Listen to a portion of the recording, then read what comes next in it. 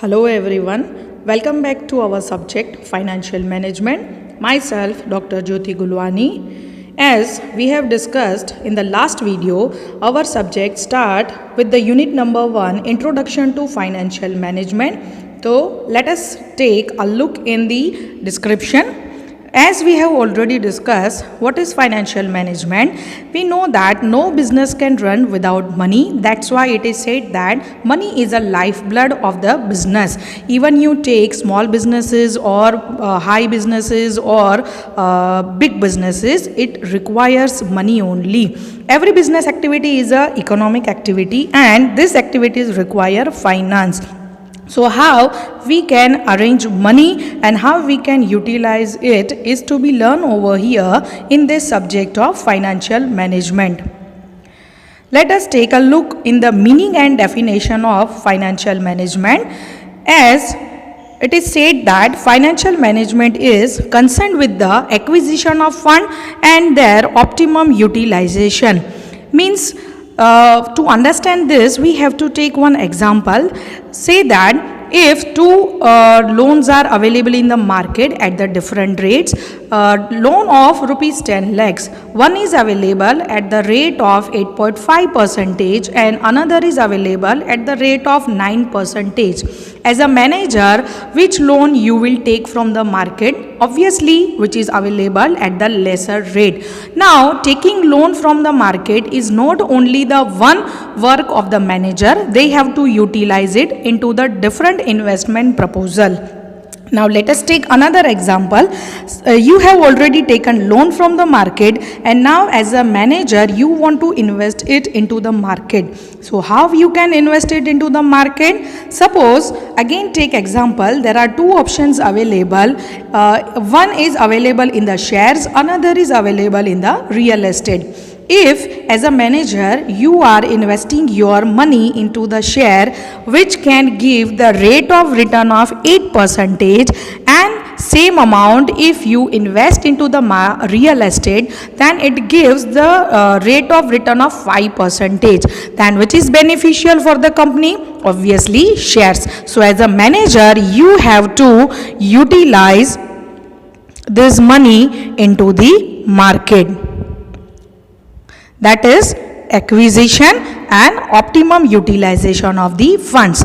Different definitions are given by the authors which is described over here. According to Solomon, financial management is concerned with the efficient use of resources. That is, whatever amount is available with the company, how they can utilize it into different options with the best maximum profit. It is the main purpose of the financial management. Other definitions are also given by different authors, which is again given over here. Nextly, we know that each and every company is working for certain goals, each and every company is working for certain objectives. So what are the major objectives of the company? There are basically two major objectives, profit maximization as well as wealth maximization.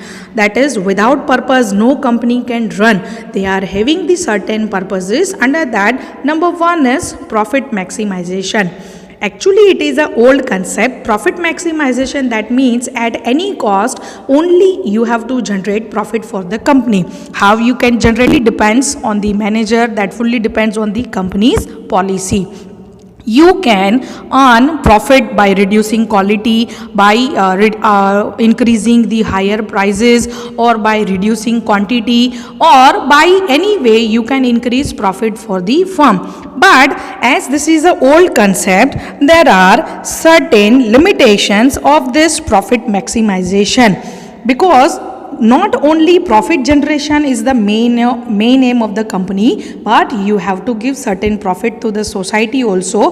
But as it is an old concept, only and only profit maximization was there. So certain limitations are, it is ambiguous. That is, it is not clear that which kind of profit company want to earn.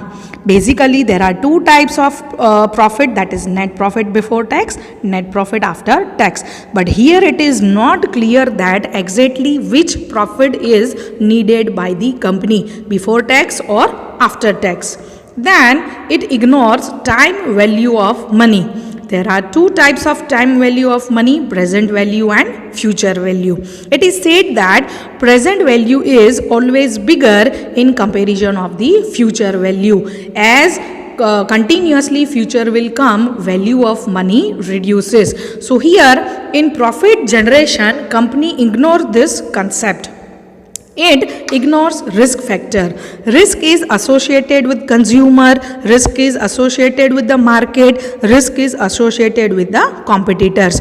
If you are not going to see your competitors, that at what price they are giving the products, which quality they are giving in the market, then there is always risk associated with the company. In the same way, if consumers are not going to adopt your product, or if they won't purchase your product, then obviously there is going to be risk.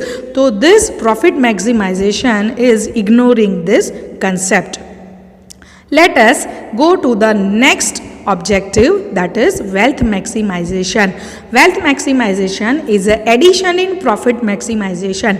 Wealth maximization, that means you have to generate profit for the company, plus this profit is to be shared among the shareholders also. Means they are having their portion in the wealth of the company, in the profit of the company. So here companies are not only generating the profit, but they are looking to the profit of the shareholders also, which is basically taken on the basis of net present value.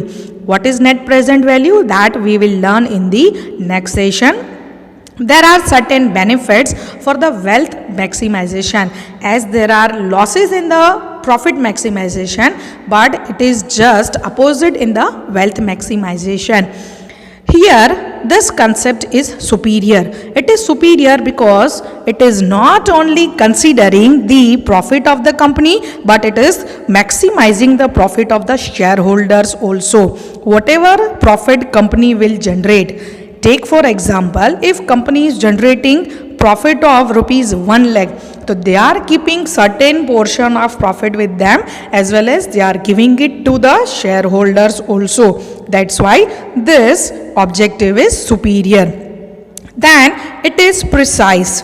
That is, total concept is clear over here. If you want to give profit to your shareholders, then compulsorily you have to give profit after tax only. The concept of profit is clear over here. It considers value of money. Here whatever profit is generated by company, it is distributed to the shareholders also. So they are considering present value, and from that present value they are distributing the profit to their shareholders. They consider risk also.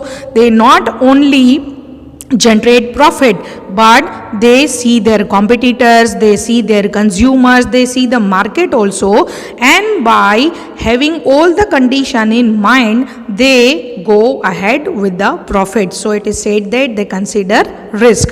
Then they ensure efficient allocation of the resources. Whatever amount, whatever resources are available with them, they are just distributing all the money to their shareholders also, as well as they are allocating their amount into different options. So here finally we can say that from this two objectives, profit maximization and wealth maximization, generally it is said that wealth maximization is always superior in comparison of the profit maximization. So here we are concluding our topic for today. Stay tuned for the next video. Till then, goodbye.